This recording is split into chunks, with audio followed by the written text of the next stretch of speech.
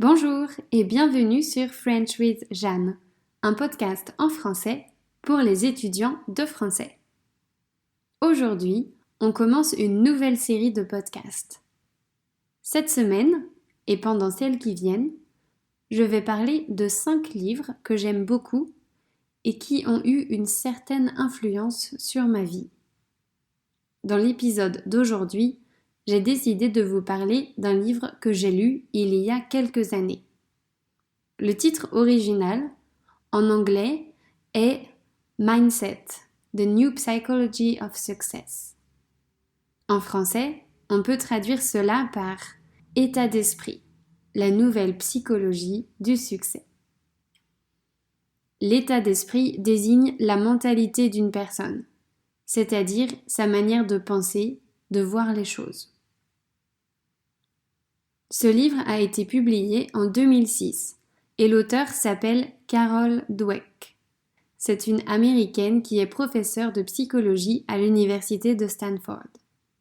Elle est l'une des chercheuses les plus renommées au monde dans les domaines de la personnalité, de la psychologie sociale et de la psychologie du développement. Dans ce livre, Carol Dweck démontre le pouvoir de l'état d'esprit. Le livre peut sembler un peu répétitif, puisqu'il consiste en une comparaison entre deux états d'esprit.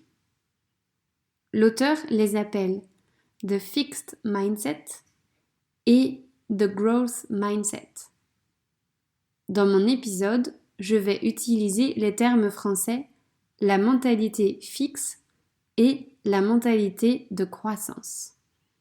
Allons-y. Je vais commencer par définir les deux mentalités avant de donner quelques exemples.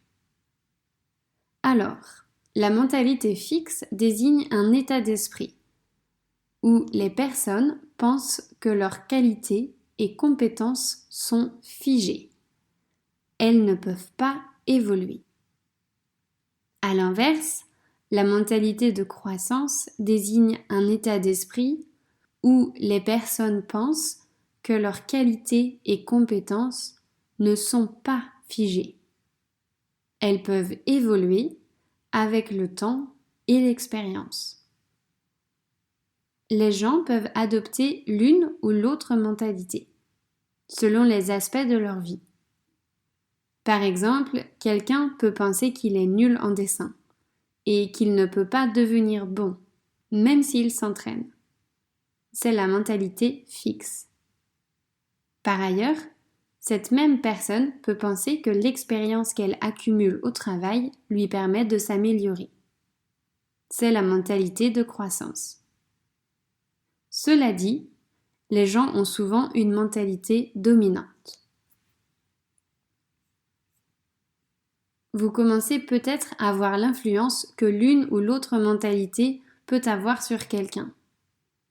En effet, avoir la mentalité fixe ou celle de croissance a des conséquences énormes. Cela influence nos pensées, mais aussi et surtout nos actions et nos paroles. Pour montrer plus clairement les différences entre les deux états d'esprit, je vais vous donner quelques exemples. Intéressons-nous d'abord aux compétences. La perception des compétences est très différente pour les deux mentalités. Prenons l'exemple de la peinture. Une personne avec une mentalité fixe pense que ses capacités sont figées. Elle pensera donc « je suis nulle en peinture, c'est comme ça ». Elle pourra aussi dire « ma sœur, elle, est très douée pour la peinture. Elle a un don ». Cette mentalité perçoit les aptitudes de manière binaire. On est bon ou on ne l'est pas. Cela peut valoir pour les compétences artistiques, mais pour tout le reste aussi. L'intelligence, les relations sociales, le sport, ainsi que pour les traits de caractère. Par exemple, moi, je me suis toujours vue comme quelqu'un de maladroit. Je m'associais à cette idée de maladresse, en voyant cela comme un fait que je ne pouvais pas changer. Avec cette mentalité, les efforts sont inutiles, puisqu'on considère les choses comme des faits immuables. Au contraire, une personne avec une mentalité de croissance verra les choses différemment.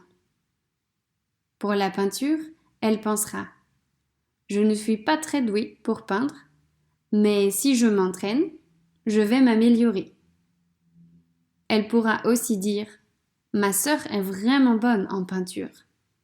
Elle a sans doute des facilités, mais elle a aussi beaucoup travaillé pour atteindre ce niveau. Et si elle continue à travailler ainsi, elle va devenir encore meilleure. » Vous voyez la différence?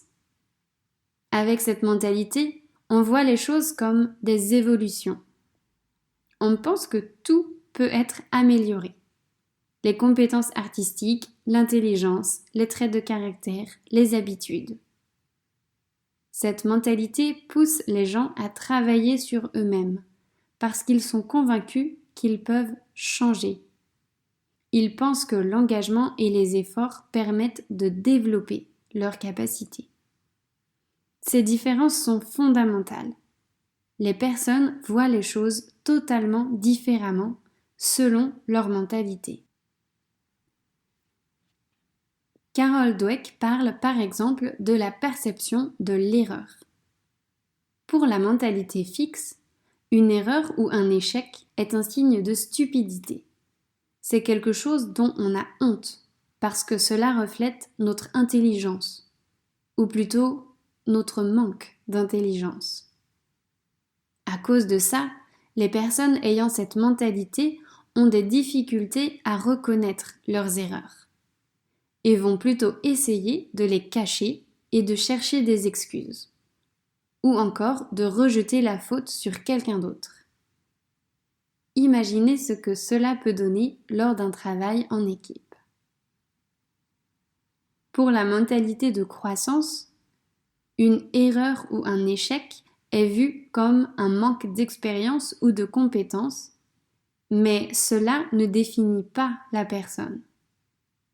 Cette mentalité perçoit les échecs comme des problèmes à régler ou des opportunités pour apprendre et grandir. Quand on pense comme cela, on va plus facilement demander de l'aide. On va être plus responsable aussi. On va reconnaître ses erreurs et tenter de les comprendre pour ne pas les refaire. Il y a une véritable remise en question qui n'est pas présente dans l'autre mentalité. C'est là l'une des différences essentielles entre les deux mentalités. Les premiers se voient comme un produit fini, alors que les seconds se voient comme un projet en cours. Il y a un passage du livre que j'aime bien et que j'aimerais vous citer. Je l'ai traduit en français. Pensez aux fois où d'autres personnes vous ont surpassé et où vous avez simplement supposé qu'elles étaient plus intelligentes ou plus talentueuses.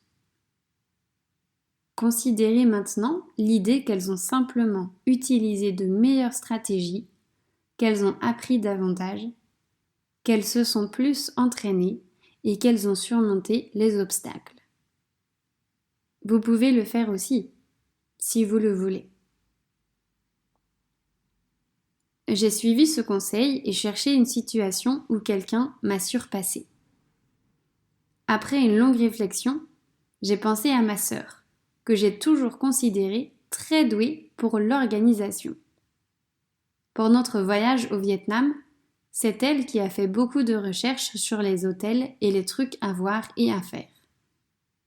Pour les cadeaux de Noël, c'est toujours elle qui s'en occupe en premier et qui va faire les magasins pour trouver les meilleures options.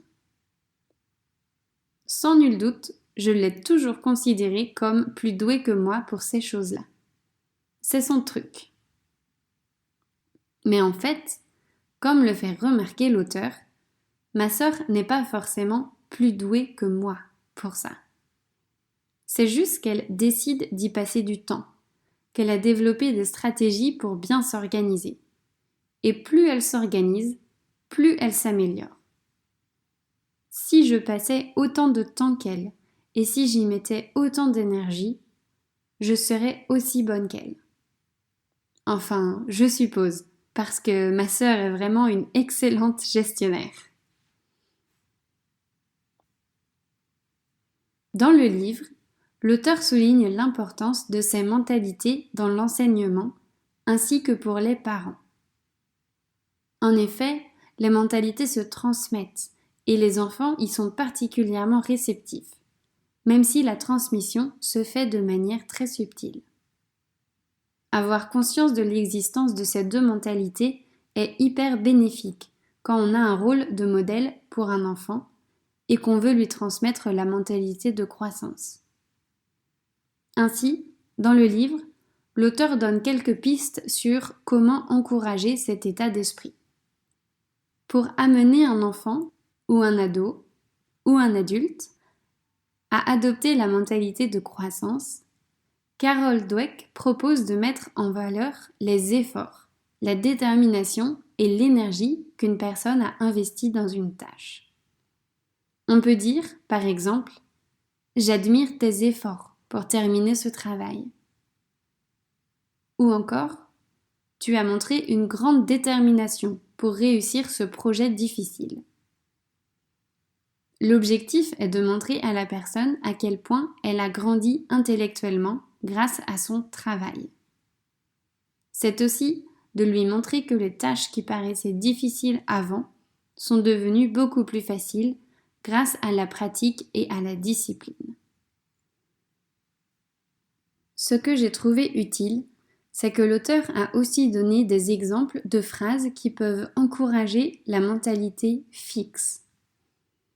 Cela arrive quand on met en valeur l'intelligence ou le talent d'une personne. En disant par exemple « Tu as vraiment du talent » ou encore « C'est naturel pour toi ». La manière dont on présente les choses a une importance capitale. Si, après un travail, vous dites à un enfant quelque chose comme « Tu n'as fait aucune erreur, tu es très intelligent », l'enfant peut alors comprendre « Si le succès signifie que je suis intelligent, alors l'échec signifie que je suis stupide ». De la même manière, si vous dites « Tu as fait cet exercice très rapidement, tu es très doué », alors l'enfant peut associer la vitesse à la réussite et ainsi considérer que la lenteur est signe d'échec. Vous voyez comment des phrases simples peuvent transmettre un message complètement autre ? C'est incroyablement subtil. Et c'est pour cela que les parents, les enseignants, les formateurs et tous ceux qui accompagnent des personnes dans leur développement doivent faire très attention aux mots qu'ils utilisent. Ce livre m'a beaucoup influencée, en tant que prof, mais aussi en tant que personne. Quand j'enseigne, maintenant, j'essaye de faire attention à ce que je dis et à ce que je mets en valeur. J'essaye de valoriser les efforts de mes étudiants, même s'ils n'arrivent pas toujours à atteindre leurs objectifs linguistiques aussi vite qu'ils le voudraient. Le principal est qu'ils fassent le maximum pour. Les efforts finissent toujours par payer. Et je crois que lorsqu'on étudie une langue, il faut être vraiment patient. Ce livre m'a aussi fait prendre conscience que rien n'était irréversible. Avant, je considérais que certains traits de caractère faisaient partie de moi et que je ne pouvais rien y faire. Par exemple, je me suis toujours considérée comme quelqu'un qui n'est pas du matin, c'est-à-dire quelqu'un qui n'est pas efficace le matin, pour qui c'est dur de se lever tôt et de faire des choses. La réalité est que je peux être très efficace le matin. Ça dépend surtout de l'heure à laquelle je me couche. Aussi, il m'est arrivé plein de fois de me lever à 5 heures du matin pour partir en week-end. Comment puis-je dire que je ne suis pas du matin après ça ? En fait, la chose pour laquelle je me lève a son importance. Bref, Grâce à ce livre, j'ai compris que je pouvais toujours m'améliorer. J'ai compris que je pouvais devenir presque tout ce dont j'avais envie. Et que s'il y avait quelque chose que je n'aimais pas en moi, eh bien, je pouvais le changer. Cela m'a donné de la motivation pour devenir une version améliorée de moi-même. Désormais, je suis aussi plus sensible à ces petites phrases qui montrent la mentalité des gens. Et puis, avoir conscience qu'il y a des mentalités différentes a suscité mon désir d'adopter celle de croissance. Voilà, j'espère que cet épisode vous aura fait découvrir ce concept et qu'il vous aura fait réfléchir sur vous-même. Quelle mentalité vous avez aujourd'hui et laquelle vous voulez avoir. Merci d'avoir écouté cet épisode jusqu'à la fin et bonne semaine à vous.